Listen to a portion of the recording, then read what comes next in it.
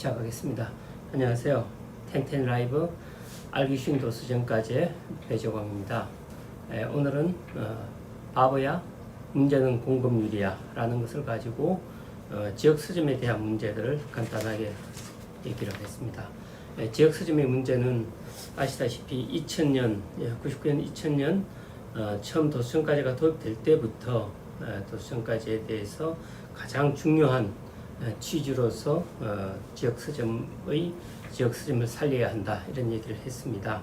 그러나 사실 이 역사적으로는 의미가 있으나 그 당시에 도서정가제를 시행했으면 어떻게 됐을까라는 역사적인 의미는 있으나 실질적으로 도서정가제와 지역 서점은 큰 연관성이 없다는 것이 지금까지 드러난 모든 결론입니다. 다시 한 번 더 오늘의 주제는 바보야? 문제는 공급률이야? 라 가지고 하겠습니다.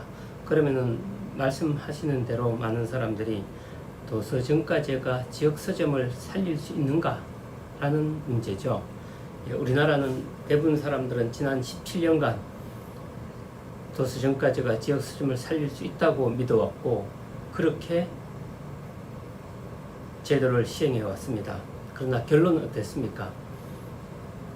5천여 개 서점으로부터 지금은 1,500개 정도의 서점이 밖에 안 남아 있습니다. 사실상 나머지 한 몇백 개, 한 400개 정도 더 잡히는 것이 있는데 200~300개 더 잡히는 것이 있는데 그것은 거의 폐점 상태로 잡히는 것이라고 보여지고요. 실질적으로 1,500개의 지역 서점이 남아 있는데 이 결과를 놓고 보게 되면은 그동안 17년간의 도서정가제는 지역 서점을 살릴 수 없었다 이런 결론을 내릴 수 있겠습니다.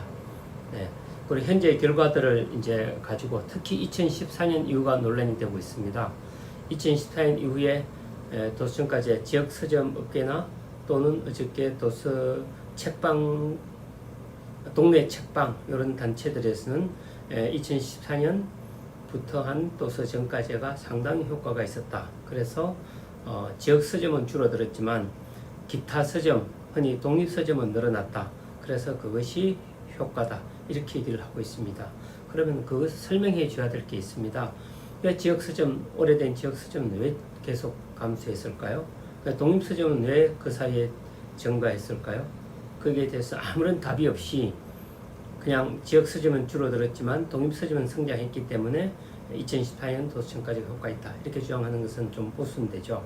그러면 살펴보십시다. 간단하게 이유를 팩트 확인을 해야 되겠죠.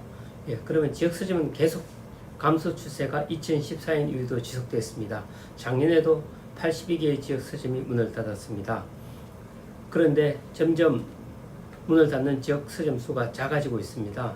그러면 그것을 가지고 과연 2014년 효과라고 주장을 하는데 그렇지 않습니다. 그것은 기저효과라고 그러죠. 보통. 만약에 지금 현재 5,000개였을 때 한 해에 1,000개가 줄어든 해도 있었어요.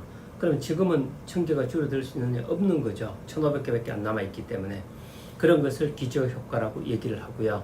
이런 것들은 기본적으로 약간 사람들에게 착시효과를 일으킵니다. 그래서 흔히 전해에 일반적인 해가 약 한 3% 정도 성장하는데 경제가 지난해에 갑자기 1%가 줄었다. 이랬으면 그 다음 해에 다른 때와 같은 3% 성장하면 실질적인 기저효과 때문에 한 5%, 6% 성장한 것으로 보이게 되겠죠. 그런 것을 기저효과라고 합니다. 그래서 이미 줄 만큼 줄은 지역서점이 더 줄을 것이 별로 없다. 이게 기저효과입니다. 그래서 그것을 가지고 추세가 낮아졌다. 이렇게 하시면 안 될 것 같습니다. 2014년 도서정가제에도 불구하고 지역서점을 살리겠다는데도 불구하고 감소는 지속되었다. 그럼 독립서점의 성장은 어떻게 볼 거냐? 아무 관계 없다.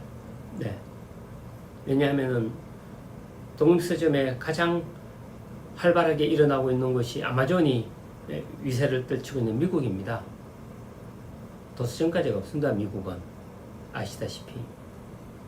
그럼 독립서점은 도서정가제가 아무런 연관성이 없는 것입니다. 우리나라에서도 마찬가지로 독립서점은 특히 우리나라에서 주시해야 될 것 2018년 이후에는 독립서점의 감소율이 11%에 달해서 개점률의 3% 정도의 개점률에 상승률의 약 3배에 달하는 사실은 이 독립서점이 지금 문을 닫고 있습니다. 뉴스페이퍼가 취재한 결과도 동일했습니다. 네. 그러면은 독립서점은 미국에서 가장 활발하고 아무 관계없다. 그리고 그것은 바로 온라인이 가지지 못하는 어떤 장점 때문에 그렇습니다. 예, 공간을 가지고 있고 아시겠지만 그 다음에 기계가 아닌 사람이 큐레이션을 합니다. 그리고 커뮤니티를 만들 수가 있습니다.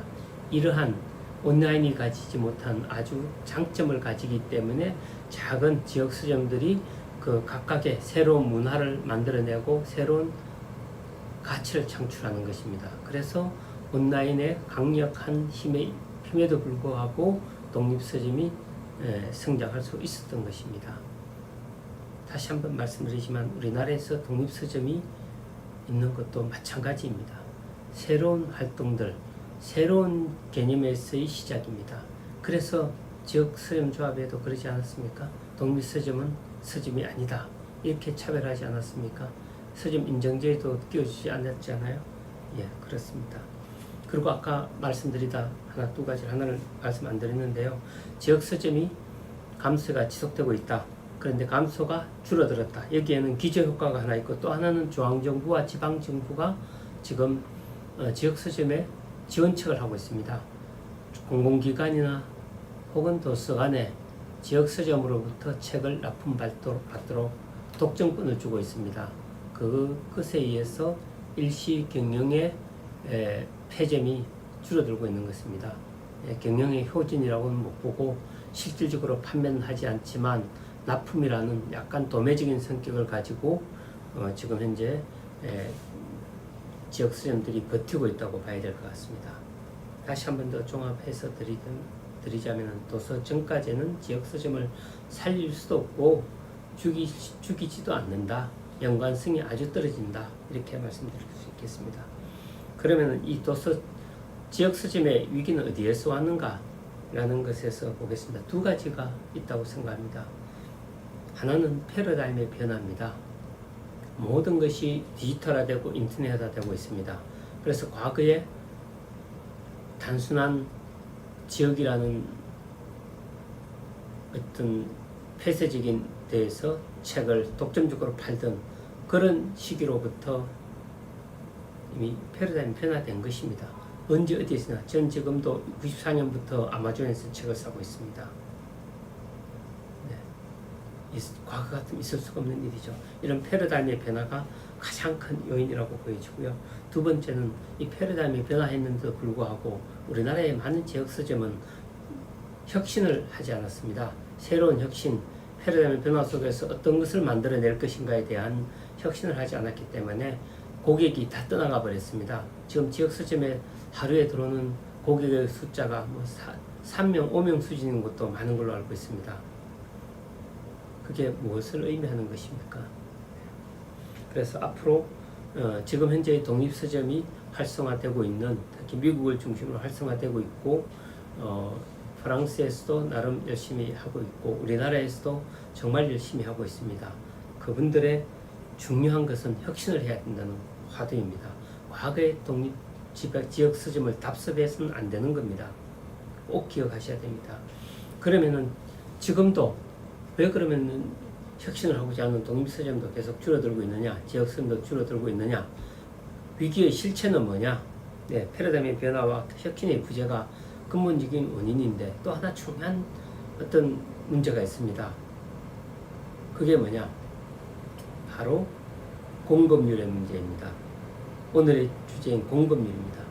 다시 말씀드리면 지역 서점의 위기의 실체는 공급률입니다. 출판사가 공급률을 대형 서점과 대형 온오프라인 서점보다가 차별해 주기 때문입니다. 대형 온오프라인 서점에 60% 또는 50% 이렇게 주는데 지역 서점에는 공급을 하지 않든가 혹은 공급을 하더라도 80% 이렇게 주고 있습니다. 또는 85%, 75% 이렇게 주고 있죠.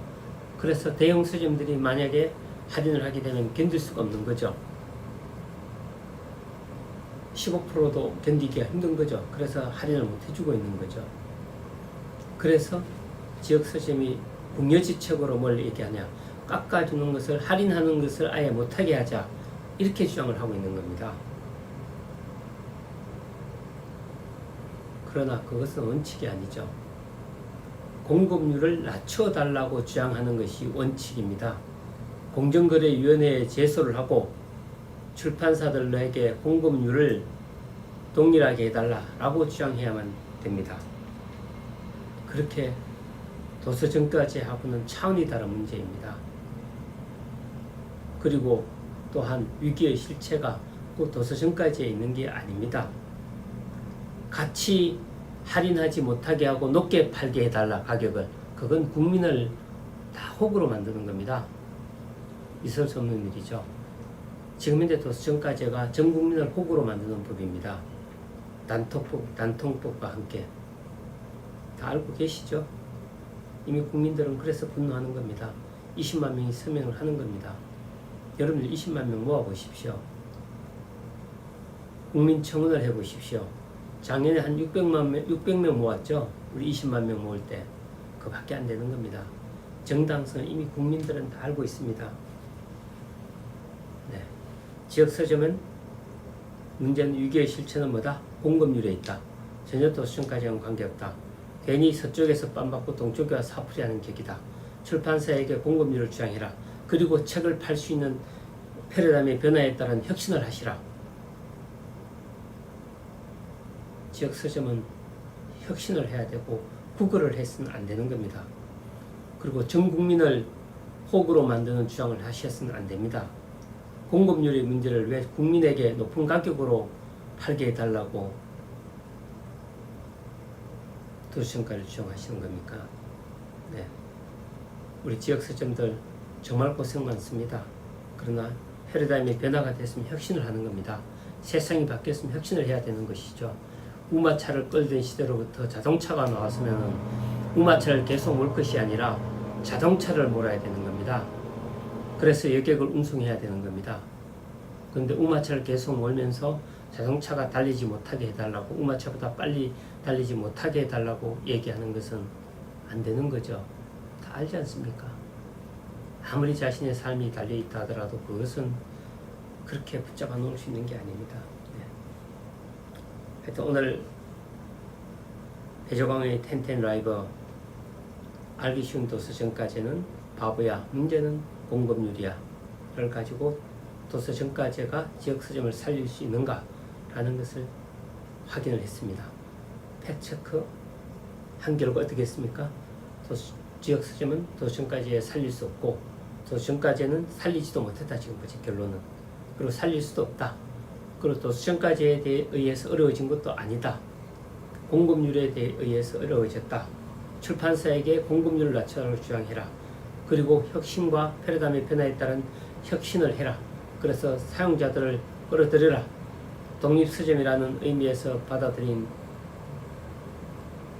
공간을 충분히 활용하고 큐레이션을 할 수 있는 능력을, 역량을 기르고 그 다음 커뮤니티를 만들어서 역량을 길러라.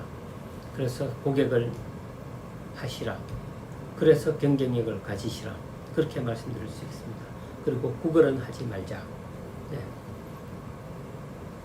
오늘 배재광의 텐텐 라이브 바보야, 문제는 공급률이야 라는 것을 팩트를 확인하고 오늘 마무리하겠습니다. 그리고 토요일은 대학생 특집입니다. 항상.